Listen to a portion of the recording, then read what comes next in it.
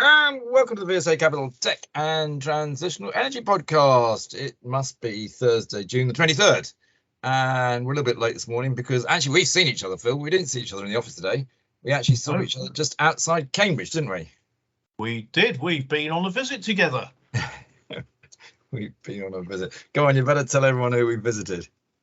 We visited a company called Paragraph outside Cambridge, and they have developing advanced semiconductor technology that's using graphene within the semiconductors to develop all sorts of devices that will be ultra low power and operate at ultra low temperatures, which opens up a good number of markets. Very exciting. It was exciting actually because graphene is something that has been talked about, to be honest with you, for years and years and years, and it's just never quite happened, has it? And I think one of the problems is the big silicon players don't necessarily want it to happen because they've, tooled up and spent billions on their wafer fabs and things, and if they then have to switch to graphene as well, it's going to cost them so much money. But we all know that graphene is a very, very interesting material, also pretty difficult to do because it's only one atom thick. Atoms aren't very big, but I think this seems it's actually selling product, which was really interesting. You go to so many of these companies and they're just tech startups that have got a great idea. This one is selling product, and it's selling into really interesting areas as well, isn't it? Yeah, it is. I mean, one of the areas that they're in are what are called Hall sensors, and these are sensors that use magnetic fields to detect movement. So simple ones might be on a door, detecting whether it's open and closed, windows whether it's open and closed, measuring rotation in your car, in the engine, rotational speed, so for all sorts of things. But theirs, because they're ultra sort of low power that they operate on, and can operate at very low temperatures as well, they're used in all sorts of very interesting scientific applications as well, where sensors can't commercially operate, and in scientific instruments, things for drug discovery, for energy production, all types of applications that have never been there before for this type of sensor, but where there are definitely markets. Well, and for sort of diagnostics a bit, which did rather bring back thoughts of Theranos and Elizabeth Holmes, didn't it? But they seem to have actually got that pretty under control. Look, it's a really interesting company. It's got really interesting shareholders as well, because it's got Amadeus, which is Herman Hauser, who's in a lot of these Cambridge startups. It's got the old Esprit, they're now Molten, aren't they? They're called now, aren't they? It's got Partwalk, which is part of IP Group. It's got all the right sort of shareholders, and it's actually raised probably over the years, through various Series Seed and Series A, about $100 million. I mean, this is a company that, somebody's probably going to have a very good look at, somebody in the industry, because they are doing literally state-of-the-art stuff in an industry that needs to get going. Unfortunately, most people on this call can't invest into it. You can obviously get exposure to it by investing through IP Group. But we also had an interesting conversation on private equity whilst we were there, because obviously they tend to fund through private equity. And I'm just going to have a little bit of a 1-minute rant here, Phil, as I often do on these podcasts. And that is that, in my view, so much money has gone into private equity. It is quite unbelievable. There is more money basically now in private equity than there are in all the stock markets around the world. It's overtaken stock markets as people just throw money at it. It's completely unregulated, and it's, in my view, has become a bit of a Ponzi scheme. Because what these private equity boys are doing is they get to the end of the 10-year fund and they then throw it into another thing called a continuation fund, which they own, and they just keep marking the price up, and they put it into the new fund at a much higher price, so they end up with millions themselves, and the poor old investor who thinks he's getting a great deal probably isn't, because it's strange, isn't it, the way private equity valuations are still going up and yet stock market valuations are collapsing by about 50%. I mean, which is right, the stock market or the private equity? Because basically they're all the same businesses, and these PE managers are no smarter than any other manager. They're just good at leverage, and leverage is going against them now with interest rates going up. And in my view, there's going to be a massive collapse in private equity because just too much money has gone in trying to chase anything. And even at our meeting this morning, the CEO did say, he said, look, we can raise money because we're talking to funds and they say we're loaded with cash. We've got to invest it so we can get a return. Just tell us how much you want. We'll give it to you. They don't even want to do DD. It's a disaster waiting to happen. Anyway, got that off my chest. Well, Yeah, you have. Right. That's fair enough, Andrew. Fair enough. We'll see. Let us see what happens. But yeah, they are heavy investors in technology, and yeah, there's plenty of capital around from them for investment. But let's see. Well, and again, with leading edge technology, they won't all work. And we've seen what happened to the SPAC market in NASDAQ. Look at things like Kazoo, just absolutely collapsed. Private equity have been doing the same thing. They should have had the same effect, but they don't do it. Anyway, I've made my rant. All right. If anybody wants to argue against me or agree with me, just DM me and we'll leave it at that. But of course, one of the sectors, we've got to mention this actually. I know we do most. It's transitional energy. Transitional energy has been absolutely clobbered in the stock market. There was a couple of bits of news out from sort of a couple of companies in the space. Certainly on Monday, AFC did this a lease to Kier, the house builder, for a power tower in the construction sites. It wasn't a huge announcement, but I mean it's interesting to see that AFC they were at about 90p 18 months ago. They're now down at 24p. Ilika, likewise, they put out an announcement talking about their 6-month economic feasibility study for the Goliath scale-up.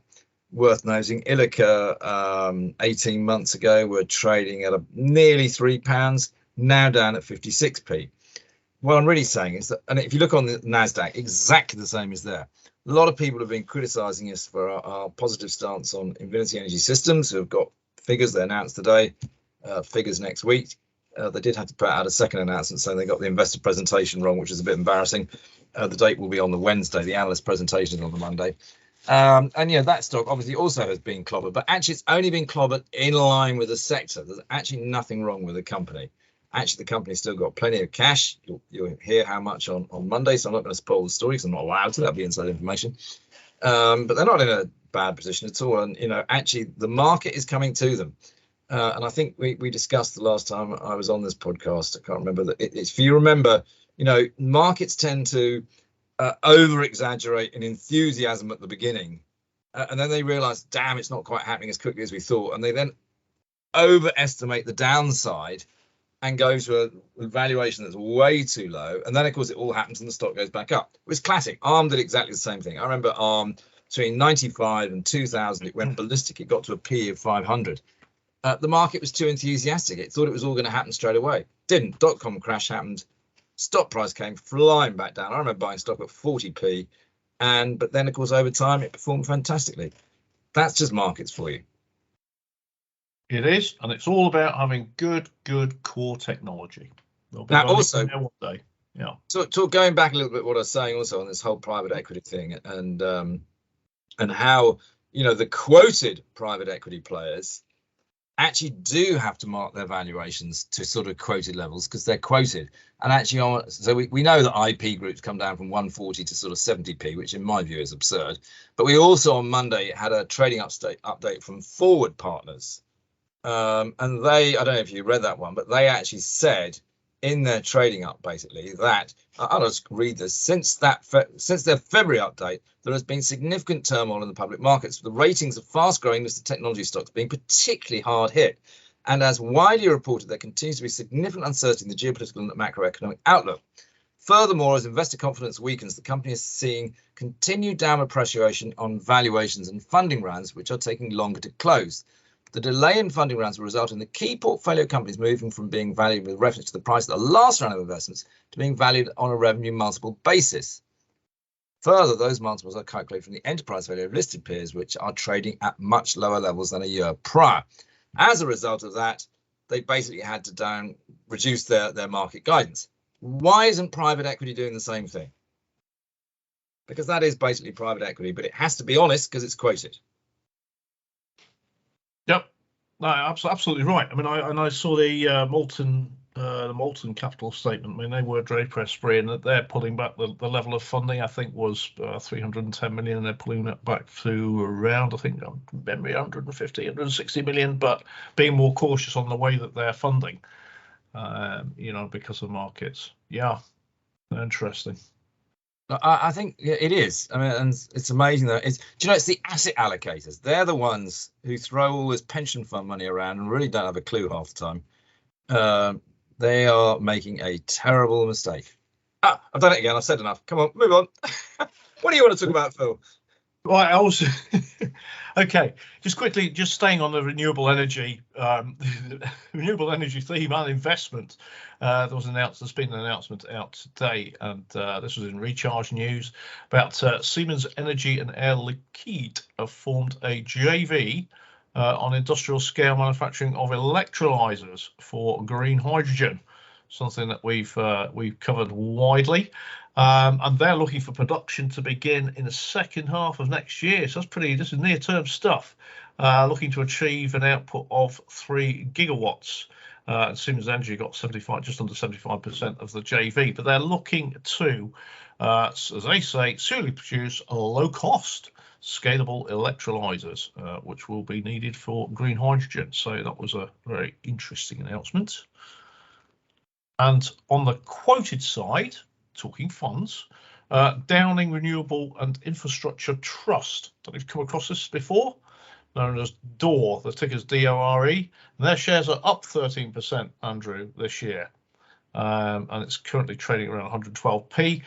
This company in December had raised 137 million through placing, and it's announced this month that it was doing a further placing, and it's raised gross proceeds of just under 53 million, which they say exceeded their target. And they're using these they're putting these proceeds obviously into renewable assets. And at December they'd acquired 8 hydropower plants. But they'd also acquired 96 megawatts of UK solar PV for 42 million. So, look, those shares have been performing well, as had one we talked about, which is the Gresham Storage Fund. So it's quite interesting that the funds themselves that hold these renewable assets are trading well. Anybody who's got a stock or a quote that is up this year, well done you. You've done incredibly well. You get a gold star from me. Yeah. There you go. So that's on renewables. Let's just keep on back on the theme of private equity. Andrew, might as well mention this was Oakley Capital. Oh yeah. You must have probably come out as OICI, I think is the ticker. The market cap on this is 646 million, but the net asset value, interestingly enough, looking at their full-year results, the NAV is 960 million. The shares valuing the company at 646 million. And they're down 14% year to date. And this is Oakley Capital. This was the original home of Daisy Communications, business-to-business communications. But they've just announced today that they've made a disposal. A company called Facile IT. It's an online price comparison platform, and they've disposed of that for 53 million at 23% premium to its March carrying value. So there's an uplift on that. And obviously that ups their cash levels, and they're expecting cash of 200 million sat there to deploy. So there you go. So the other thing that's happened since our last podcast, probably, Phil, this is completely left wing, but Bitcoin, of course, has completely collapsed. And that has potentially a bit of a knock on into the whole sort of tech world, as it was deemed as sort of a tech area. I mean, I think we've always been pretty cautious on Bitcoin. I like digital currencies because governments like it, because then you can see where all the money is and it removes the black market. So I think digital currency is big, but I do think that cryptos are probably now certainly seeing their best, and I think that actually we will eventually see Bitcoin go even lower, down to 10,000. Sorry, I just slipped that in. Oh, there's a big call for you. Yeah, they've been related to tech as well, Andrew, because of course Bitcoin mining uses lots of computer servers, and it's driven it's helped companies in the server space and the chip space. So there's a link in there. But yeah, let's see what that does. So there we go. But quick, before I forget, and I shouldn't really, and this is James Cropper. CRPR is a ticker, 100 million market cap. And these guys are down 25% year to date. Now, this is a company that we've discussed before. In fact, we've put research out on them before. Really interesting business. Why? Well, it's been the Cropper family name for well over 100 years. And what does that mean? It means a business that can adapt to the times and survive and thrive. It's got real history there. And they had their full year results to, I think it's March of 2020. And this company, you got to remember that during the downturn, but quite a proportion of the turnover is in, it specializes in paper and it specializes in fiber technology. So anything that's kind of fiber related, which of course paper is. But they got, their results got impacted by COVID and end markets.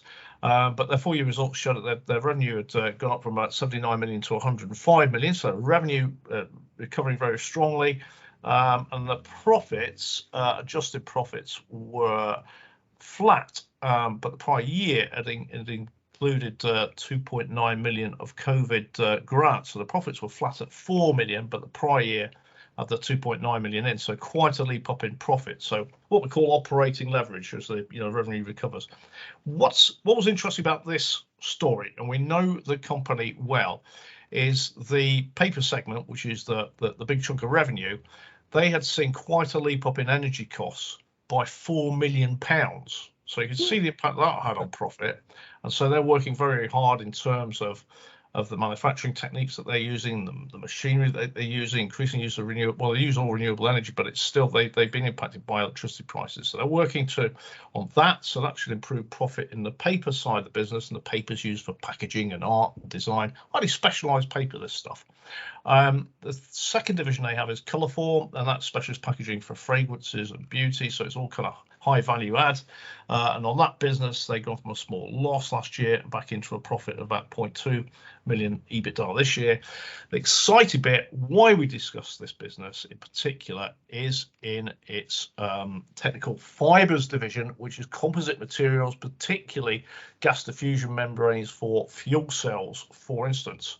And they have something like 50% of the fuel cell market. Apparently, this business saw its revenue up 27% to 31 million, and an EBITDA of 10 million, and a profit of 9 million, and that was up from a profit of just under 7 million in the prior year. So going great guns, and a very interesting, and that as a whole makes this business very interesting to watch. We're rather impressed by Phil Wild, the CEO. He's rather good, isn't he? They also recycle all the McDonald's cups and things, don't they? Yeah, they do. Yeah, so the paper business, the packaging side of it, they've got, it's a big side of it. So a lot of the end paper they produce is all made from, it's recycled coffee cups. So there's that angle to it. But I think I've seen an email, Phil. You're taking me up to the Lake District, aren't you, to visit them in August for my summer holiday? Yes, we are, Andrew. I think it's very important you get another day out. Today was Transfen over to Cambridge, but yes, we're going up to the lakes. People will start talking. Couple of little snippets I saw. One is one that we've talked occasionally about rather negatively, I'm afraid. There's nothing wrong with the products, quite interesting, but it was completely wrongly valued and going nowhere. Xeros Technologies, they make clean washing machines. They had some figures this week. They did admit they hadn't got enough money to keep going. They were looking for sources of funding. Interesting enough, today it's sort of done a dead dog bounce and is up 36% as we talk. But I'm afraid the stock price has totally collapsed. They need a partner to come and save them desperately. One other little snippet, a bit like James Cropper was in our picks and shovels list. Pressure Technologies that we also like. I've got figures next week on June the 28th. If anybody wants to hear from them at all, we'll obviously talk about next week, but let us know if you need a chat with the management or anything like that. And actually, I've got to mention two other little snippets whilst I'm doing the talking. We saw this week Sam Smith, CEO of FinCap, resigning after 24 years. All this is going to remain as an advisor. I have a lot of time for Sam. She actually was a very smart woman. She did fantastically at FinCap, different model to ours. But she was very successful and really did well for women in the city. So big tick in the box for Sam Smith.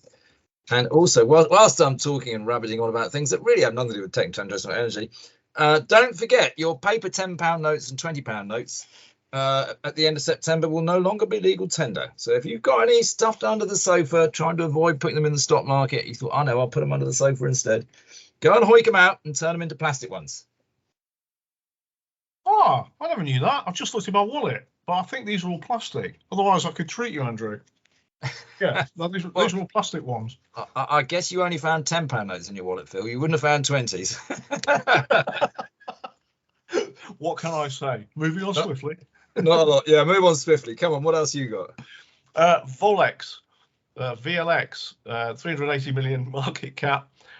Shares are down 35% this year. Well, let's have a look at Volex. It's very well known for it's in the electronic sector. Specializes in connectors and connecting technology and cabling technology. It's in all sorts of areas, consumer electricals, for instance, but very kind of more high margin and difficult space technically. It's in the medical markets.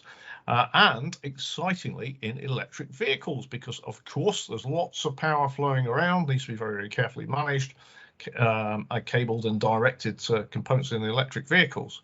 And so looking at their full year numbers to April, their revenue was up by 39%, but they've made acquisitions. So I've not had time to look at the carve out on that. But more importantly, I was just kind of looking at the drop through to its profits. Its profits are up by 24% to $51 million on revenue of $615 million. And its profit before tax was up 23% to $36 million. But it had made acquisitions. So its net debt increased from $7 million to $74 million. But they've pointed out that that's net debt to EBITDA ratio is 1.3 times. So that's all right and is covered. I was quite interested in this one. Obviously, they're using a lot of copper. They're moving lots of bits around the world. So, you know, they've got inflation, they've got logistics issues and challenges. And yet it looks like they've been able to achieve pretty decent underlying growth. And they've said that they've seen a good, strong start to their financial year. And to my mind, you know, given we're going to a softer market, you know, economic environment, so the EV sales related, you know, products into the EV markets more than doubled to nearly $100 million out of that $600 million of revenue. And even in the consumer space, you know, sales have grown by 14% and medical. So there's an element, you know, with the medical, in particular in EV, of more defensiveness in the business.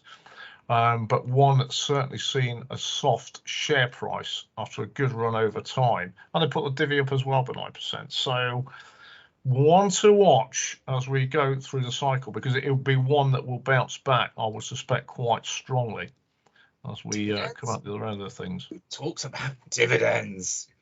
It's a really interesting point, actually, though, because you know what? I don't know if it's there's a lot of stocks in this market, and I'm not just talking tech and trans here in general, that have been hit absolutely horrendously because of this recent collapse. The yield on them has just become huge.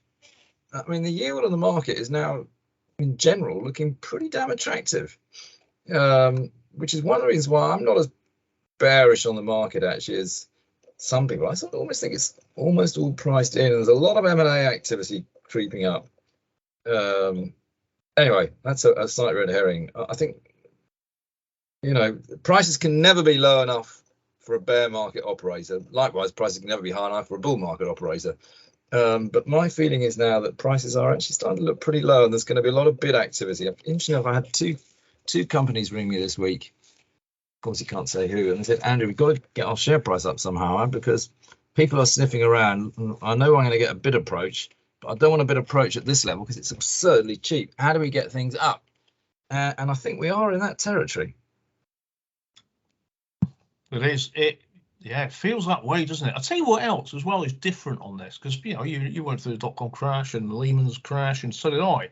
It's like these companies are an awful lot fitter because of what they've been through in COVID, you know, in terms of the way they're managing their logistics, they're managing their pricing. So again, as we come out of this, there's a sort of leverage on all of that as well. It is very interesting. And on the subject of M&A, there's a company I was involved in a listing of this years ago, Oximetrics. The ticker is OMG. Oh my God, it's OMG, and the market cap's 134 million. They've got software that does motion capture. So you might have seen the original making of like Star Wars films or Titanic. We've got actors wandering around with sort of basically ping pong balls stuck to them in front of very, very special cameras. And this is what these guys produce, the software that does this. It's called motion capture. So it's where you capture human motion and you digitize it and you can computer model it. And OMG now has, by God, it's grown. 10,000 customers, 70 countries, used by games companies, of course. All those gaming characters, human characters. Why do they move so naturally?